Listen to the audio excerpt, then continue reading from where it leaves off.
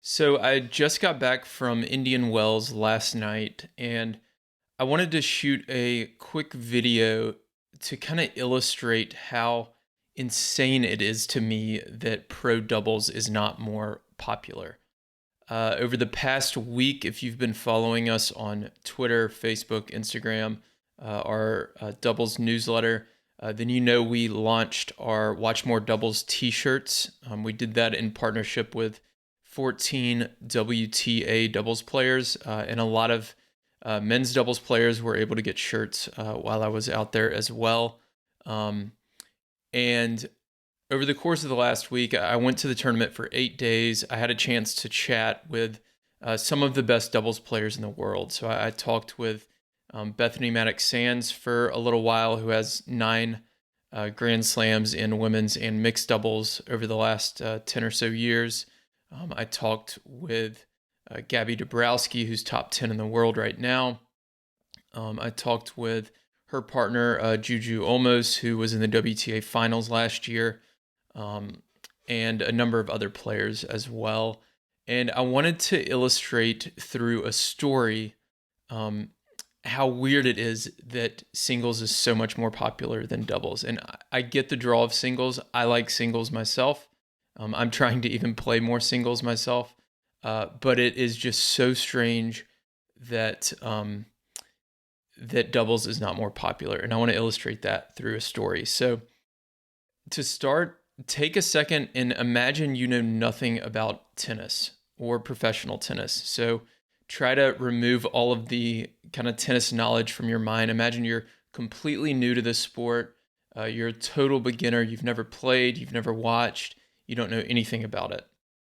So if I were to explain tennis to you, I might say there's a tennis ball and tennis rackets, and you use the racket to hit the ball, and it goes between the lines.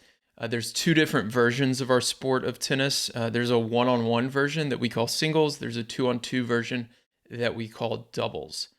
Uh, for adults, over 60% of adults play the two-on-two version, which is called doubles again. Under 40% of adults play the one-on-one version, which is singles. There is professional tennis, so you can get paid like you do in the NBA or the NFL to play tennis and to be one of the best tennis players in the world. And there is professional tennis for both the one-on-one version and the two-on-two version. They have tournaments that are held together at the same places. So you have the doubles tournament going on at the same time as the singles tournament. There's men's events, there's women's events, and they're often held at the same place as well.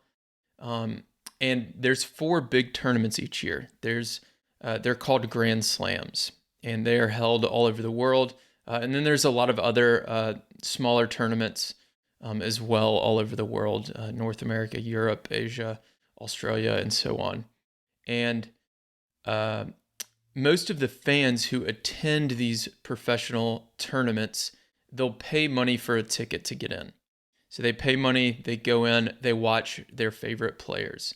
Most of the fans are those adults I was talking about earlier. So again, over 60% of them are going to be playing this two-on-two version that we call doubles. So what happened during one of these big tournaments last week, it wasn't a Grand Slam, it was a little smaller than that. What happened during one of these tournaments last week was I ran into a player who over the last 10 years has won 3 of those Grand Slam tournaments. And in total, he's won 35 tournaments professionally. He was ranked number 2 in the world. That was his career high. And he played the two-on-two version of the sport, the double sport, which is what most of the adults play. And I was sitting in the kind of courtyard food area, having a drink and having some food, and I saw him out of the corner of my eye and went and got a picture with him and chatted with him. And in about 15 minutes, I was the only person that went up and got a picture with him, from what I could tell. Now, imagine another player who plays the one-on-one version of the sport, the singles version, He also has 3 Grand Slams. He doesn't have 35 titles in the singles version of the sport. He has only 16. And he was number 3 in the world. That was his career high. Now, when he went out to the same area, the food court area where people get, concessions and drinks and things like that, there was a line of people asking for his autograph and for his pictures. Now, this makes no sense at all.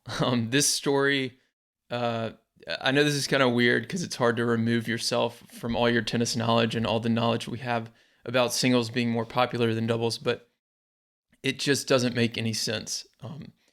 I'm not saying doubles needs to be more popular than singles, but for it to be this big of a difference, is just crazy to me. The 2 players I was talking about was Bruno Suarez, who's, like I said, he's won 3 Grand Slams over the last 10 years. He has 35 doubles titles. He's one of the best doubles players of the last couple of decades. And that's a true story. I was sitting there having a beer and eating some food, and I saw him out of the corner of my eye, and he was just chatting with some friends for about 15 minutes. I don't think I saw one person go up and recognize him and take a picture with him. The other person was Stan Wawrinka. I made up that story, but you can imagine if he walked out into that concession area at Indian Wells, he probably wouldn't be able to go more than 100 feet without somebody stopping him. He'd probably have his own security and things like that. So, again, I tried to pick somebody kind of similar to Bruno. 3 Grand Slams, career high in the top 3. He's got even less total titles, but far, far more famous. Obviously, he's made probably a lot more prize money, a lot more sponsorship money. So, again, hopefully this kind of illustrates just the vast difference that we have in our sport between singles and doubles. And again, I'm not saying doubles has to be more popular than singles, but the idea that someone who's one of the best in the world over the last couple of decades can just sit and have a beer and hang out amongst all these other fans, most of whom are also playing his version of the sport, is just crazy to me.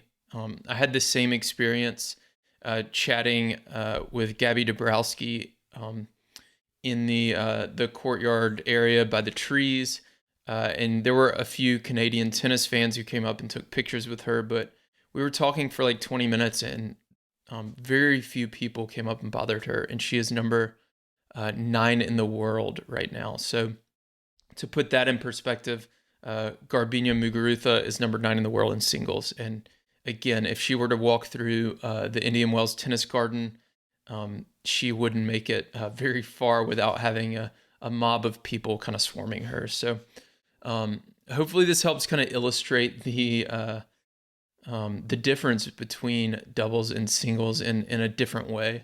If you want to help support pro doubles players and help grow professional doubles, you can get a t-shirt for yourself at shop.thetennistribe.com. And if you don't get a chance to wear the shirt or to buy a shirt, definitely watch more doubles. We have been really pushing hard the last couple of weeks for people to watch more doubles. Indian Wells was the perfect spot to do that.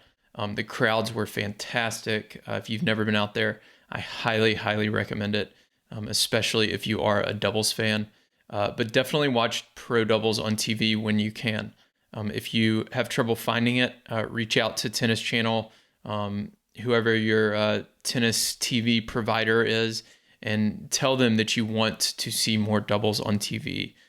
You can purchase Tennis Channel Plus. It's about, I think, $100 a year, and you'll typically be able to watch most of the doubles matches with Tennis Channel Plus. So do whatever you can to support pro doubles. If you have any feedback on the video, any stories, perspectives, anything like that, I'd love to hear from you. Just leave it in the comments below, or you can always email me at will@thetennistribe.com.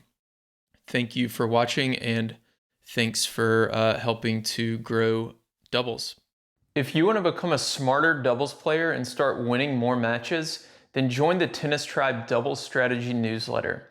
Every single Thursday, I'll send you a new doubles tip or tactic that you can use in your very next match. And when you join, you're going to get a free guide on how to play with more confidence and start dominating at the net in doubles. My name's Will, I'm the founder of the Tennis Tribe, and over the last 5 years, I've worked with players at every level of the game, from USTA 3.0 players all the way to Division I college programs, as well as some of the top 10 doubles players in the world. And on Thursdays, with this strategy newsletter, I share that knowledge and advice that I've gained over the years with you. So to sign up, you can go to thetennistribe.com. And again, you'll get that free net play guide when you join.